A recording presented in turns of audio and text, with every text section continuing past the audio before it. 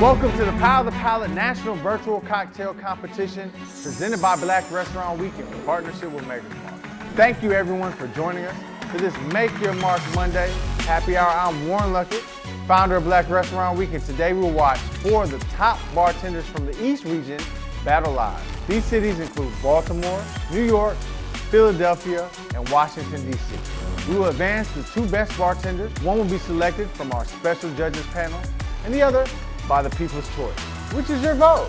Those 2 bartenders will then advance to the next round of the national bracket competition for a chance to win $5K from Black Restaurant Week.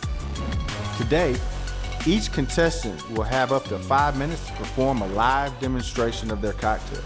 After the bartenders have performed their cocktail demonstration, the judges will ask them questions to get to know them better and discover the inspiration behind the recipe. Each contestant will be judged on the following: name and inspiration, creativity, palate, drink presentation, style and personality. Today's special judges include Harold Brinkley, the owner of the James Room, a beautiful cocktail bar in Atlanta, Georgia. Chef Robert Butts is an executive chef at a Twisted Soul Cookhouse and Pours. And Ryan Meegan, a Maker's Mark diplomat for Tennessee and Georgia. Now here's how today's competition will work. Our top 4 bartenders are joining us on Zoom today, where they will each make their signature cocktail. Our judges are going to taste an exact replica of that cocktail right here at the James Room. They'll be made by our resident bartender, Will. After tasting the cocktail, the judges will interview the contestant, offer feedback about the recipe and presentation, and finally assign each bartender a score. So let's get started. From New York, everybody say what's up to Woody. Welcome to my humble home. My cocktail is called Dollar Cab. Essentially, I'm from Brooklyn, and growing up, that was one of the quickest ways to get uptown and downtown in Brooklyn. During the summer, when you got off a Dollar Cab, the first thing you wanted to do was go to a bodega or corner store and get iced tea. So I wanted to put a spin to how I grew up with the love of iced tea, lemon iced tea. That was a hit for us. It was economical, it was affordable, and it was easy to make at home. And of course, everybody put their own spin to iced tea, and I wanted to add the Maker's Mark to give it that bourbon spirit finish that we all love. So without any further ado, I'm going to build my cocktail and walk you through the steps of why I chose certain ingredients for this particular cocktail. First off, I'm going to start with my simple syrups. Here we have a reduced honey. I made a simple syrup into honey, half water, half honey, just to give a nice nectar feel to the iced tea and sweeten it, of course, because I have here my iced tea, which is unsweetened. As we all know, iced tea can be a little bland, so I created these simple syrups not only to bring flavor to the iced tea, but to preserve Maker's Mark while building this cocktail. So we're gonna go half an ounce of simple syrup honey. Following the honey, I created a home recipe of cloves and cinnamon sticks. I infused it to create my own simple syrup. So we're gonna go half an ounce of that as well. Followed by my simple syrups, I decided to use citrus of lemon juice. Of course, you can't have iced tea without lemon juice. I'm using freshly squeezed orange juice. I took half of a lemon, which is pretty much equal to about 0.5 to an ounce of citrus. In creating this cocktail, I understand that a lot of times when people are including citrus in their drinks, sometimes that citrus overpowers, so I'm only gonna go about 5.5 ounces.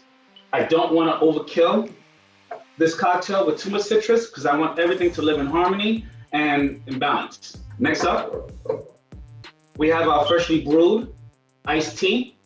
We're gonna go 1.5. Last but not least, we're gonna go with our signature Maker's Mark whiskey. We're gonna go 1.5 ounce. Now I decided to add a different flair to this cocktail. In front of you, I have here pear nectar cubes. We're going to garnish our drink with pear nectar cubes on top of our glass.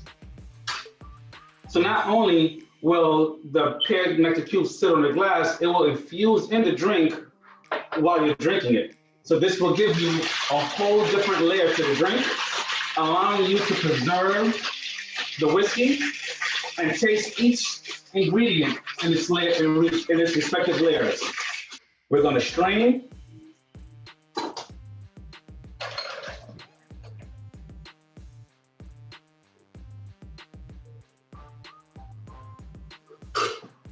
And last but not least, we're going to add our pear nectar cubes, just to float right on top, adding a little bit more flavor to the drink, along with preserving the spirit of Maker's Mark. Add a quick little rosemary, and there you have it. Dalakad by Woody St. Just. Good cocktail, man. Thank you, thank you. I like the Dollar Cab name. Are there some more details that kind of associate with the cocktail and the Dollar Cab concept itself, or is it just something that resonates with people from where you're from? It resonates with people from where I'm from, but ultimately in Brooklyn, we are a very rum-based society. So when I created this cocktail, it was more or less of exposing and opening people up to different spirits. When everybody gets into their daily routine, traveling, the first thing they do is the happy hour. And working out of Brooklyn, everything was a rum punch or something rum-based. And I wanted to introduce Maker's Mark because I'm a whiskey guy. And to make the correlation, I said, hey, when you get off your Dollar Cab, stop by the lounge and come try out my spiked whiskey iced tea. And people just tend to love it. So I called it the Dollar Cab because it was more or less my lingo of saying, hey, get off the Dollar Cab, come in for your whiskey iced tea. And I just kind of blended it together. But more so, the Dollar Cab was just to create a linear association and exposure to whiskey. When you did the rosemary, what came with that idea? Because I love rosemary, and the cocktail is really good. But it kind of gives you, it kind of opens up, I'm going to say it opens up the palate a little bit more because you sniff it right before you taste it. Then you get that cinnamon note. So where'd the inspiration for that come from? Well, the rosemary, I believe that everybody drinks with their eyes. So of course, when the cocktail is appealing, when introducing a cocktail, let's say for example, if I'm behind the bar and I'm introducing a cocktail, it's like, wow, that looks great. I automatically know that the olfactory nerves are going to be incorporated in the drinking experience. So these herbs and these spices that I use are meant to open up the palate, not only by the palate, by your sense of smell. Because the first thing you do when you grab a drink is coming to your nose.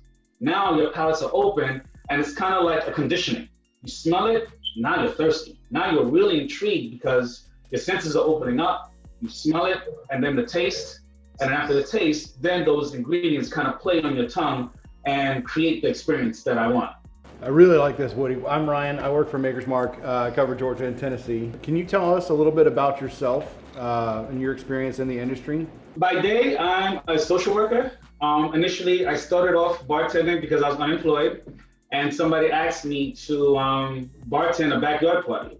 So I said, sure, why not? It's kicks and giggles, it's fun. I'm just mixing drinks. And I did it for a year, and I thought I was a bartender. So of course, when I went to a speakeasy bar, they were looking for help. And I said, sure, I bartend, I do it all the time. And the seasoned bartender said, okay, put me behind the bar. And I failed epically. It was horrible. And at that point, I realized bartending isn't about the cocktails, it's about the experience that you create. And when I opened up myself to different areas, different lounges, and different experiences, that's when I became more of a curator. My whole theme behind bartending is creating an experience, creating a well-balanced drink so that it's relatable to the masses. Excellent. Thank you very much. Thanks, Woody. Thanks, Woody. All right, thank you. Our next bartender is from Philadelphia. Everyone say hello to Solomon Thomas. Hello, everyone. My name is Solomon Thomas, and I'm originally from Newark, New Jersey, but I am proud to represent Philadelphia, Pennsylvania. And I'm preparing today Son of Liberty Sour. This is an elevated version of a classic egg white cocktail. And we're using wonderful classic Maker's Mark bourbon. We're using a honeysuckle long hot pepper cane syrup, as well as fresh egg white, lime, some fresh long hot pepper, and red and black plums that are pureed. So the red and black plums are de-seeded and kept with the skin intact to give us that tannic quality, along with the dry honeysuckles, which are reminiscent of what we find when we age whiskey in oak barrels. And I sent down some staves to the judges for them to be able to kind of experience what the oak does and it imparts that character, all that wonderful vanilla and tannic aspect to the whiskey itself. You're also welcome to pick up some of the honeysuckle dried flowers and kind of bruise them in your fingers and see what kind of floral aspect that lends to this. And similar to the idea of, using a broth or a stock to deglaze a pan, we're making a pan sauce. I also wanted to use my culinary inspiration of using tea or a tisane to add body in building a cocktail for the syrup. Now, long hots are a staple Philadelphia food. Most people think of Philadelphia, think of cheesesteaks, but if you talk to anybody who's from here, you learn that the actual roast pork sandwich is a more traditional Philadelphia cuisine, and one of the most popular toppings for that is long hot peppers. Now, those are usually fried, and I wanted to maintain some of the vegetal aspect and freshness of the peppers, so I cut them up fresh, mostly de-seeded to not overwhelm the palate, and infuse them in the cane syrup. So we're going to start with 3/4 of an ounce of that. We also have some fresh lime juice.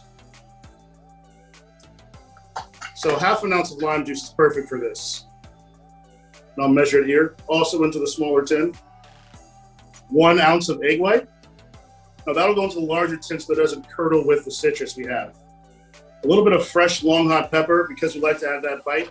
Whenever you see peppers like this on the shelf, it might give you pause if you've ever had food that was too spicy. Much like Philadelphians, we can be wary of us in our first impression. Once you get to know us, you realize that we're actually more mellow than a lot of our spicier cousins, and it's worth the effort. That'll go right in there. And last but not least, we're going to do 2 ounces of our Maker's Mark whiskey. Oh, almost forgot something. I need a red and black plum puree. We're going to do 3/4 of an ounce of this. Now, an egg white sour is best to be done dry shaked first, and then wet shaked. So it's 10 to 15 seconds to incorporate everything in the glass, in the shaker, I should say.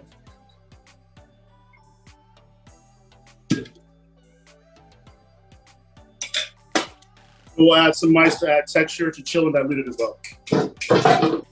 Garnish for this is a dehydrated red and black plum chip with a bit of the candied long hot pepper, which was made in the syrup as well. So let's give it a taste to make sure it's up to snuff. Just what we want.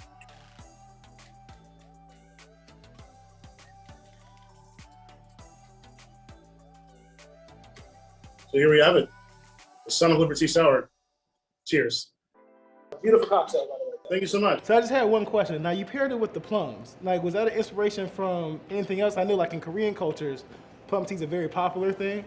So, where's the inspiration with the plum? So, for me, it's always a link to a culinary thing, almost in everything I do. I actually love to cook at home, and I started in this business on the culinary side of things, doing prep, and I actually applied to Republic of America and got in and decided to defer. At the time, I wanted to be a cell biology and neuroscience major. And I learned to cook from my father, and I've always run hot my entire life. And I actually have a slight allergy to most fruits and vegetables, but I can't get around a cold plum, man.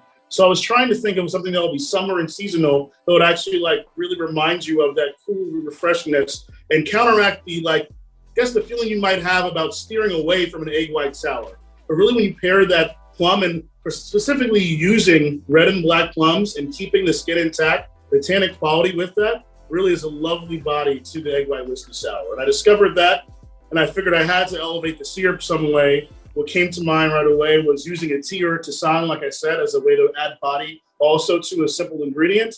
And I thought, why not use sun teas? Saul, this is a delicious cocktail. Can you tell me more? Now, you talked a little bit about your culinary background. How long have you been behind the stick? So I haven't been behind the stick very long. I started bartending actually in about 2014. And before that, I was just cooking food for friends and family, which I love to do, obviously, and using the techniques I learned from my father and just reading up on cookbooks, and always had an inquisitive palate in mind. So I started branching into different beers and then into spirits. And I worked for about 2.5 years bar backing and working the door at a local gourmet hot dog and sausage restaurant that made everything from scratch. It was keeping with what I had at home, real food from the kitchen. And I got the chance to learn from those people and to bar back for a while. And then I was promoted to bartender and manager. So with your culinary background, what food item that would be it's indicative of Philadelphia would you pair with it? obviously, I thought about the cheesesteak, but I wanted to elevate it. And I think I'm a step ahead of you guys because I actually cooked some food based on one of my dad's old recipes for my friends back here. So I made what he called an Italian taco. I'm sorry, guys. I couldn't have Will do everything. So Uber Eats, man. I know. Italian tacos, my father used to call them. So it's a quickly fried piece of potato with some ground veal cooked with some cream sherry, a little bit of melted fontina cheese, some basic mirepoix as well, light seasoning, paprika, salt, a little bit of pepper, a little bit of Worcestershire sauce, melted fontina cheese, and a quick salsa, and some sherry vinegar on top for acidity. So that cuts through the fat of the veal. It's a nice, delicious finger food. And an elevated version of a cheese and steak sandwich. Good job, man. The cocktail's really, really great. It's beautiful, a very good color. It's aromatic, and what I expected to taste is not what I actually tasted.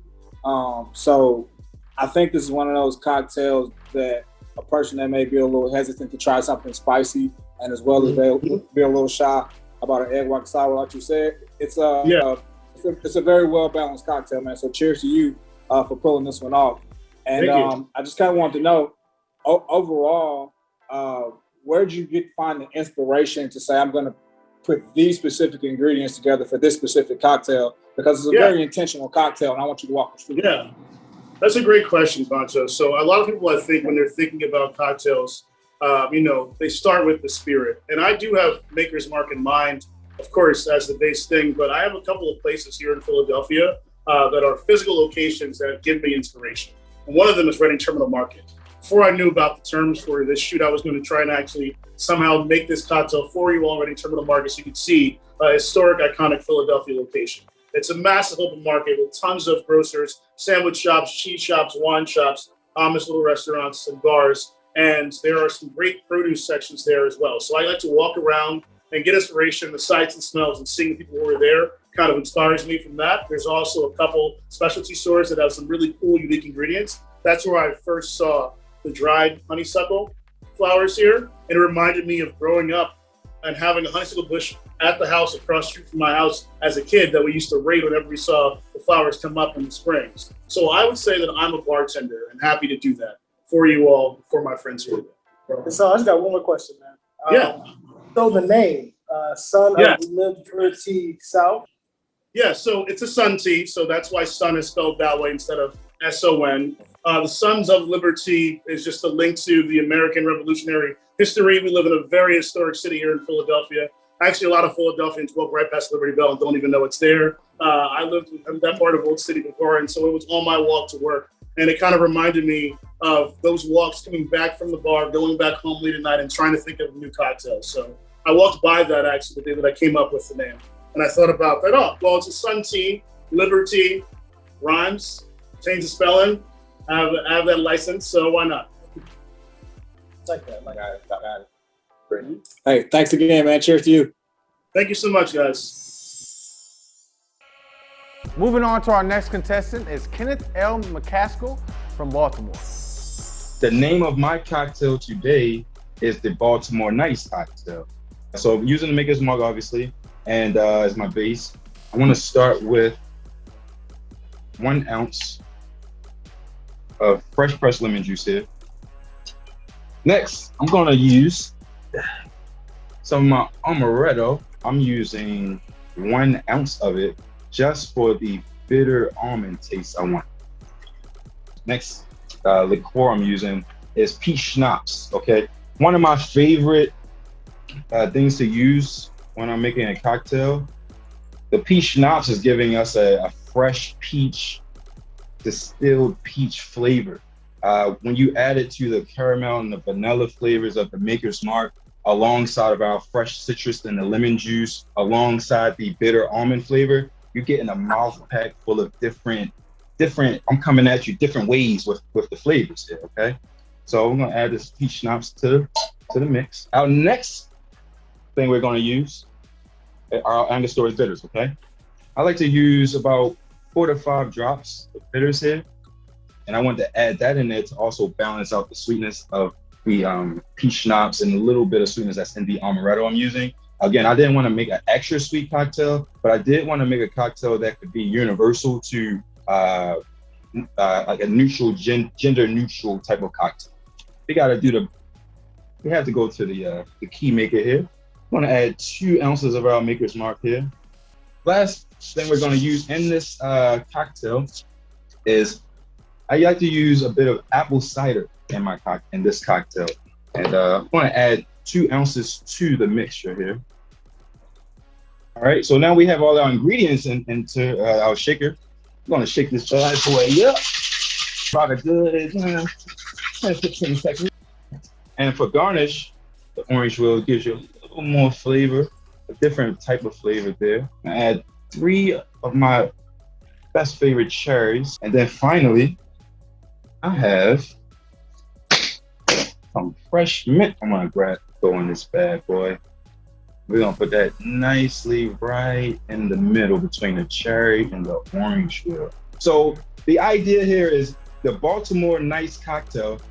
In it, once you try it, you'll get all kinds of flavor. You'll get some spice, you'll get some herb, you'll get some bitterness, you'll get some sweetness.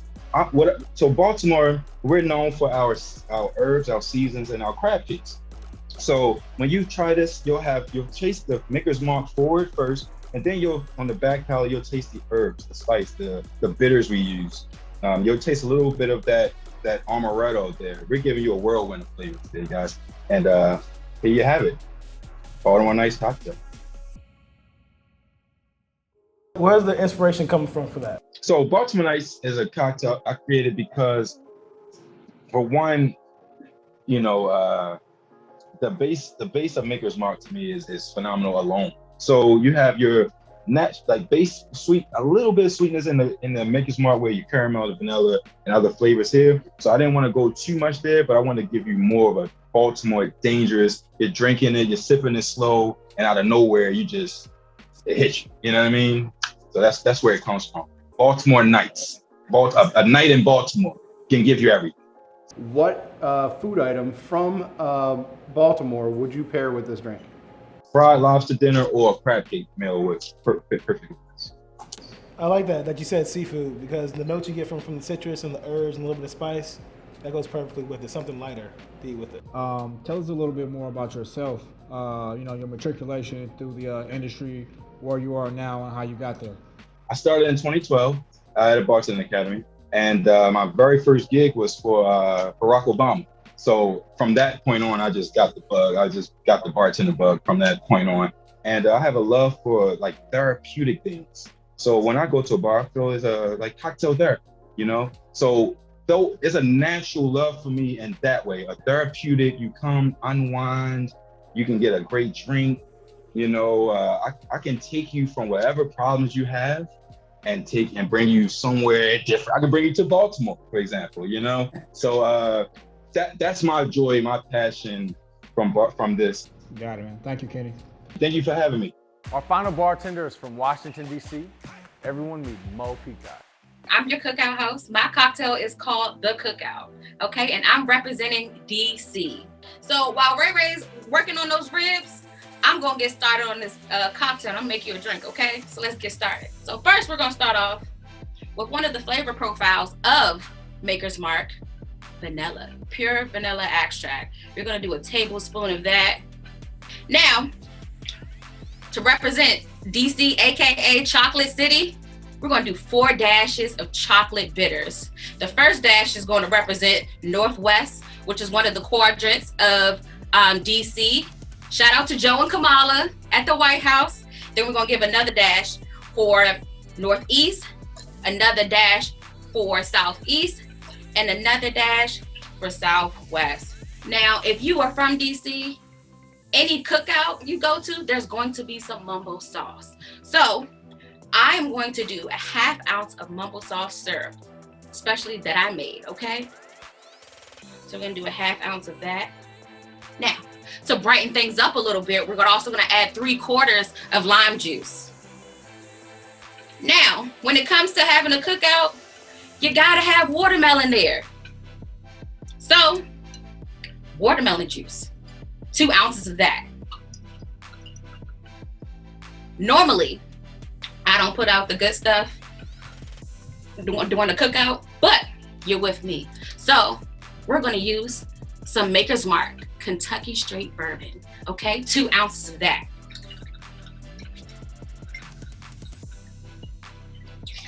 So I'm gonna shake it up, okay? So you could shake it up for about 5 to 10 seconds. Where your cool temperature is. So now we're gonna strain it. Now we're gonna take some fresh mint, 2 twigs. I got this fresh out the garden. We're gonna slap them just like that. So get those aromas going. Now you enjoy your cookout. Hey Mo, how are you? I love your energy. You are so much fun to watch. I love what you've done here. We're about to taste it, but we want to talk about you. Tell us a little bit about yourself and your experience in the industry.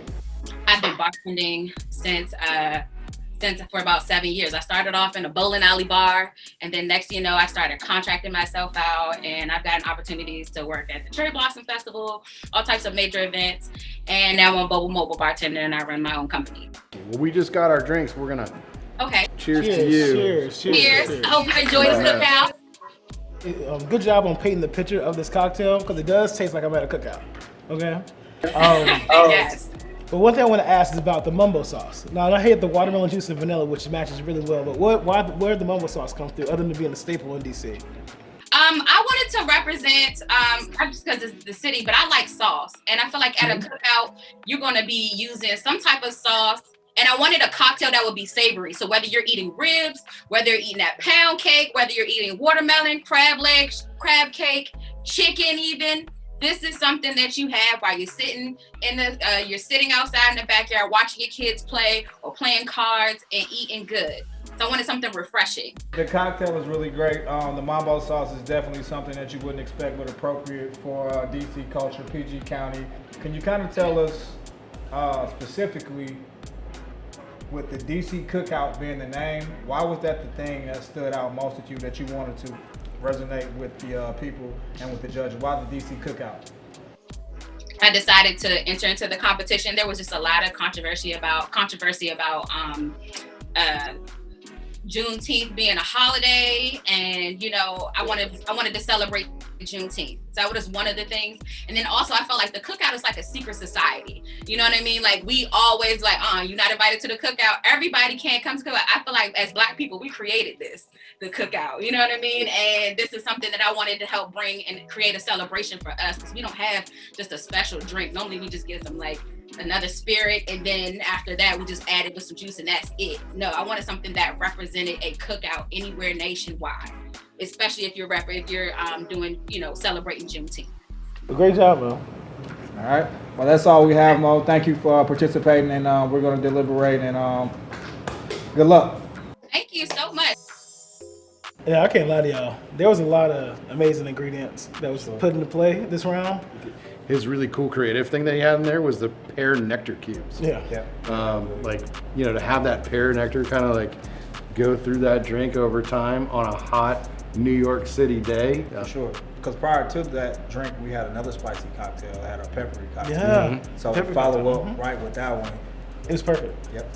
I know both of you guys were blown away by the mambo sauce as an ingredient.